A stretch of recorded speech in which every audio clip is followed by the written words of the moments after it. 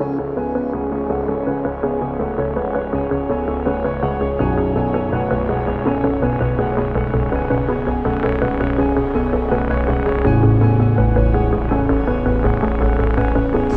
bom, é caso tá bom investigação, nós temos polícia que já domingo, aula de domingo, 5 da manhã, patrulha do norte, está melhor na central de polícia, que lá não está perseguindo Toyota Vitz, que está correndo irresponsável e sem luz em dia. Agora que sabe que trata de epromir informe.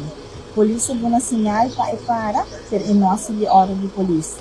Na altura de Mabique, está logra para ele e na onda com segundo o meu informe, o auto, o ministro manda auto da polícia.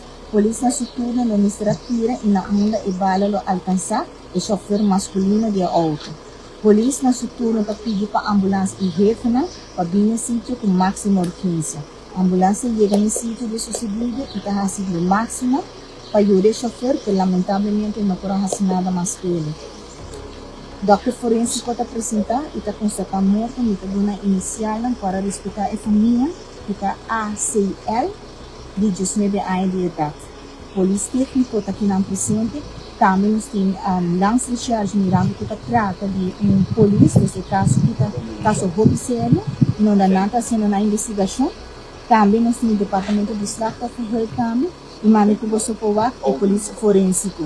Nós temos parte de um caso roubo lamentável, a família nos está descendo com força e corda com o caso da boa investigação. Segundo o nosso informe, nós queda updates e o povo também passar com o caso aqui da seguinte. Isso aqui só me permite aqui.